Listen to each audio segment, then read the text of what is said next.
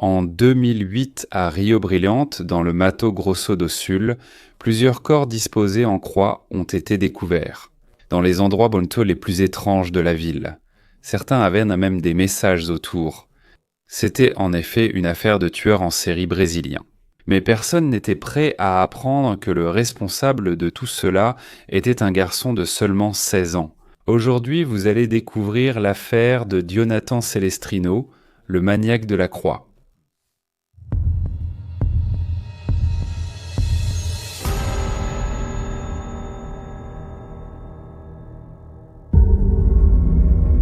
Le 2 juillet 2008, Rio Brillante, au Mato Grosso do Sul, s'est réveillé avec une nouvelle inquiétante. Sur un terrain vague, on a retrouvé le corps du maçon Catalino Gardena, âgé de seulement 33 ans.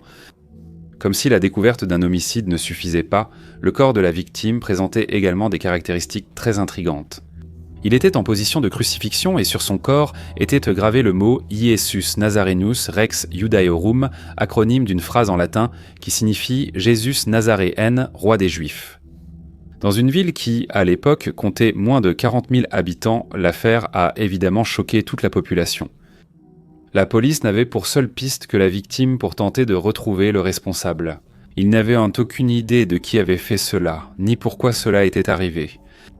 En enquêtant sur qui était Catalino, ils n'ont découvert que des informations banales. Une personne humble, homosexuelle et malheureusement alcoolique et toxicomane. Et je souligne ces trois caractéristiques parce qu'elles ressemblent beaucoup à celles de la deuxième victime, qui a été retrouvée presque 2 mois plus tard. Le 24 août, la pompiste Laetitia Neve de Oliveira, âgée de 22 ans, a été retrouvée sans vie, nue sur une tombe dans le cimetière. Le rapport médico-légal indique une mort par strangulation. Et même si cette fois, il n'y avait aucune trace de coup de couteau, la position du cadavre était exactement la même que celle dans laquelle Catalino a été retrouvé. Crucifixion. Mais cette fois, un crucifix a été laissé autour de son cou. Si le premier meurtre a choqué la ville, le deuxième, en plus de semer la panique, a attiré l'attention nationale. Dans les journaux, le criminel avait déjà reçu un surnom, le maniaque de la croix. Le 3 octobre, Gleice da Silva, âgé de seulement 13 ans, a été retrouvé sans vie dans un terrain vague. Le corps, marqué d'ecchymoses au visage, était disposé en croix, entouré de dessins de crucifix en papier et de lettres dispersées en formant le mot « enfer réorganisé ». Ce qui intriguait dans le cas de cette troisième victime, par rapport aux autres, c'est qu'il n'y avait aucun antécédent de consommation de drogue ni d'identification comme homosexuel. Donc, malgré certaines similitudes, le schéma avait été brisé. Bien que personne n'ait eu la moindre idée de qui cela pouvait être à ce moment-là, il n'était plus surprenant que la même personne puisse être derrière les 3 cas. Avec le chaos installé, la police n'a pas eu d'autre choix que d'annoncer officiellement la chasse à un tueur en série. Une personne s'est rendue au commissariat pour déposer plainte. Elle s'appelait Carla, avait 17 ans et a déclaré que le 26 septembre, exactement une semaine avant la découverte de cette dernière victime. Elle était allée à un concert pour l'anniversaire de la ville et, après l'événement, elle devait attendre qu'un membre de sa famille vienne la chercher. Cependant, elle a disparu pendant quelques heures, abordée près d'une cabine téléphonique sans que personne ne la voie. Un homme portant un manteau avec une capuche qui couvrait tous ses cheveux et une partie de son visage a pressé un couteau contre son ventre, l'obligeant à marcher avec lui au loin. Pendant qu'ils marchaient, l'étranger répétait sans cesse qu'il la libérerait de ses péchés et qu'il l'enverrait au paradis. Finalement, il a trouvé une maison en construction et c'est là qu'une sorte d'interrogatoire a commencé. Tu crois en Dieu? Oui, je suis catholique. Tu es vierge. Je le suis. Tu aimes les hommes ou les femmes? Des hommes? Combien as-tu eu de petits amis? Aucun. Et toi? Tu penses que quelqu'un serait capable de sortir avec moi? Oui, pourquoi pas? Tu es vraiment très naïve. Je suis sortie pour tuer une garce et je t'ai trouvé.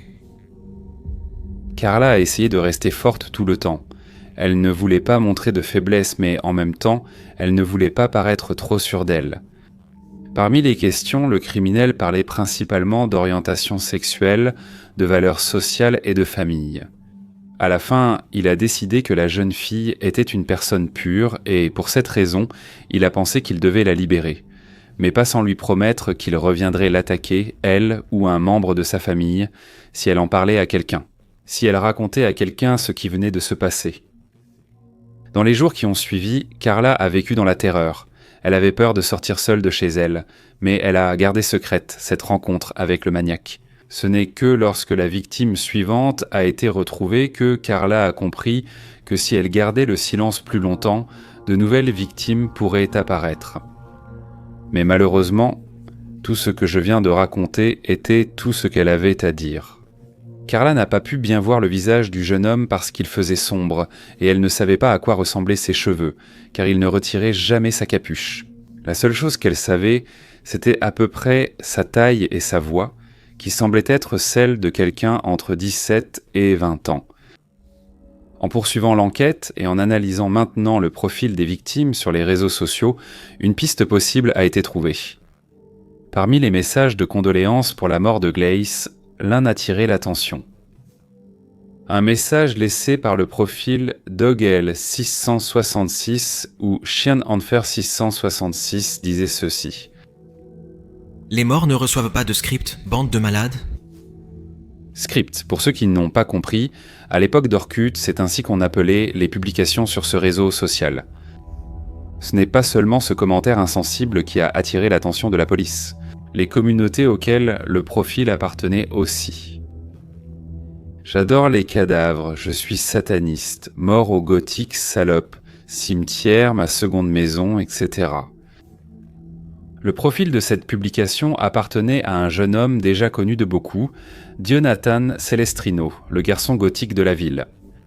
Malgré cela, ces éléments n'étaient pas suffisants pour l'accuser. La police avait besoin de preuves plus concrètes. La police avait déjà la liste des appels passés depuis les téléphones des 3 victimes. Et même si auparavant ils n'avaient rien trouvé d'étrange, maintenant ils avaient une piste solide. Dans le relevé des appels du numéro de Glacy, la police a remarqué qu'un numéro l'avait appelé plusieurs fois pendant la nuit du meurtre. Et ce numéro était le même que celui lié au compte Orkut de l'utilisateur Dogel 666 qui, par chance pour la police, était public dans l'onglet d'information du profil. C'est ainsi que la police a officiellement trouvé son premier suspect.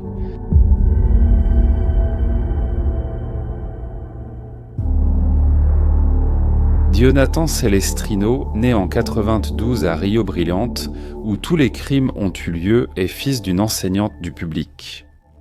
On n'a pas d'informations sur son père et on sait seulement qu'il n'a pas eu une enfance très confortable d'un point de vue pas financier. Il menait une vie modeste dans une maison simple, élevée uniquement par sa mère et par une tante qui venait régulièrement à la maison. À l'adolescence, Dionatan a laissé sa personnalité gothique s'exprimer. À partir de 14 ans, il a commencé à écouter du heavy metal, à porter des vêtements plus noirs, à se maquiller avec des ombres et d'arrondins, et des rouges à lèvres foncés, et à faire des promenades inhabituelles dans les cimetières.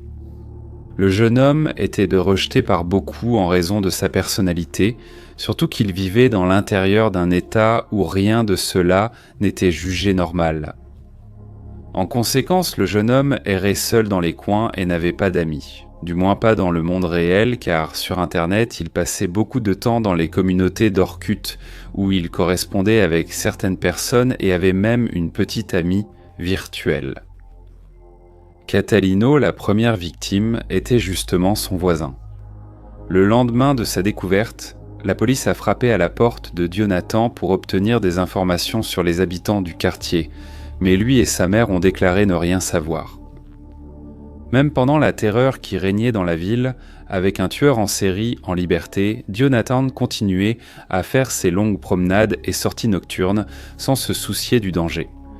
Sa mère n'avait aucune idée de ce qu'il faisait, mais elle n'osait pas le questionner, car parfois une simple question pouvait le mettre hors de lui. Le jeune homme avait une personnalité difficile et un tempérament instable. Il aimait passer une grande partie de son temps dans les cimetières, assis sur des tombes et restant isolé au milieu du silence de la mort et de l'obscurité.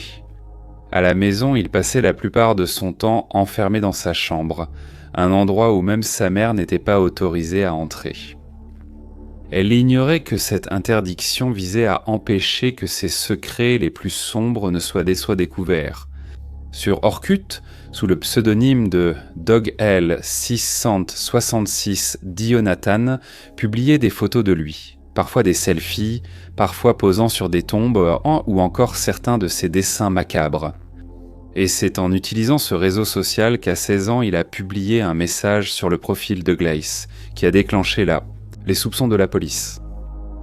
Dans la nuit du 9 octobre, lorsqu'ils ont frappé à la porte de la maison de Dionathan, cette fois pour la deuxième fois, ce n'était plus pour demander des informations, mais bien pour trouver des indices. La police avait un mandat de perquisition et ils sont allés directement dans la chambre du jeune homme. En fouillant toute la pièce, la police a trouvé des coupures de journaux sur le maniaque de la Croix, plusieurs magazines pour adultes, des gants, des couteaux et des canifs encore ensanglantés. En plus de vêtements, d'accessoires et d'autres objets appartenant à toutes les victimes, y compris le téléphone portable de Glace et une liste avec le nom des personnes déjà assassinées par lui.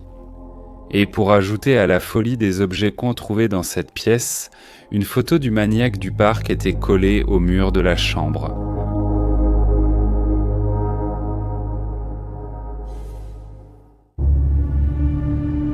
Emmené en garde à vue, Dionathan a avoué les 3 crimes dès le premier interrogatoire, sans montrer le moindre remords et avec un sang-froid qui a stupéfié toute l'équipe d'enquête. Bien qu'il ait eu pour objectif de surpasser les victimes du maniaque du parc, sa motivation était de purifier les gens par le biais d'un jugement, car de son point de vue, il ne vivait pas selon ses croyances. À la fin, il la plaçait en position de croix afin qu'elle puisse trouver Dieu et être libérée de ses péchés. Étant mineur, la peine maximale que Dionathan pouvait purger, selon les lois brésiliennes, était de 5 ans de réclusion, dans une unité pénitentiaire pour enfants et adolescents, avec accès à une assistance psychologique pour la réhabilitation sociale. Et c'est cette période qui a été fixée pour lui. Pour 3 meurtres, 5 ans de prison. Il a été transféré à l'unité éducative d'internement de Ponta Porã à Campo Grande, à près de 200 km de sa ville natale. Sa mère et sa tante, craignant d'éventuelles représailles, ont déménagé, à l'unité éducative d'internement. Il vivait isolé, mais il avait un bon comportement et de bonnes notes à l'école, étant considéré par les éducateurs comme un excellent élève, qui d'ailleurs remettait les meilleurs travaux de la classe. Cependant, en 2013, alors qu'il avait déjà 21 ans, quelques mois après avoir terminé 5 ans de sa peine, Dionathan était encore en prison. Et il a alors tout simplement décidé de s'évader, et il y est parvenu. Il convient de souligner qu'en théorie, il aurait dû être libre car il avait déjà purgé toute sa peine. Cependant, dans son dossier, qui est encore aujourd'hui sous le sceau du secret de la justice, à un moment donné au cours de ces 5 années, une réévaluation clinique l'a déclaré inapte à la vie en société et pour cette raison, sa détention est devenue d'une durée indéterminée. Son évasion a déclenché une alerte dans tout le Brésil et dans les pays frontaliers de l'État comme la Bolivie et le Paraguay. Après un mois, une dénonciation anonyme précise a permis de le retrouver. Dionathan se trouvait dans une pension de la ville d'Orqueta, au Paraguay, travaillant, prenant des cours d'espagnol et menant une vie pratiquement normale. Lorsque la propriétaire de l'établissement a été interrogée par la police sur le séjour du jeune homme, elle a répondu. Elle a indiqué qu'elle avait reçu un paiement anticipé effectué par 2 femmes qui lui rendaient en visite fréquemment, identifiées plus tard comme étant la mère et la tante. Après avoir été capturée, on a découvert que Dionathan était en possession de billets troublants, dont l'un disait que tous les catholiques devaient y mourir.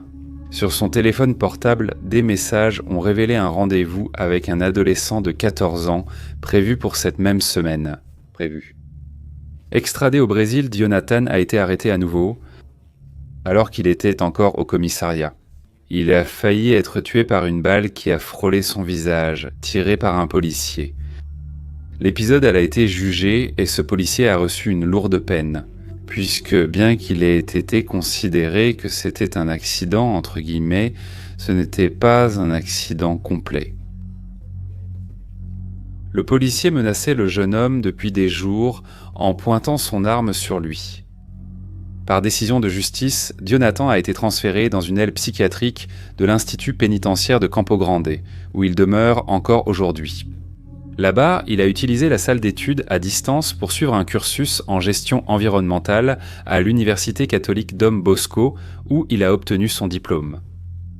En mai 2023, le Conseil national de la justice a publié une résolution établissant la fermeture de tous les hôpitaux de garde du Brésil d'ici mai 2024.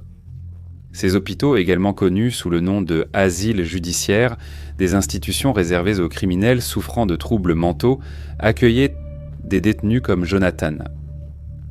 À cause de cela, aujourd'hui, il est simplement incarcéré et ne reçoit aucun type de traitement concernant sa santé mentale. Actuellement, à plus de 30 ans, il passe beaucoup plus de temps isolé que hors de sa cellule, puisqu'il vit sous des punitions récurrentes. Il ne peut pas sortir dans la cour avec les autres détenus en raison de ses fréquentes altercations avec les prisonniers et les agents pénitentiaires. Dans l'un des épisodes les plus récents rapportés, cela s'est produit en septembre 2024 lorsqu'il a jeté un seau contenant sa propre urine et ses excréments sur l'un des agents de la prison. La situation de Dionatan met au défi le système judiciaire et carcéral du Brésil, qui n'était plus qualifié pour traiter ni même garder des détenus comme lui. Son avenir est incertain, surtout après que le gouvernement a fermé les hôpitaux de détention. Il est maintenu en détention sous une ordonnance à durée indéterminée. Autrement dit, si l'État ne régularise pas sa situation, Jonathan peut être libéré à tout moment.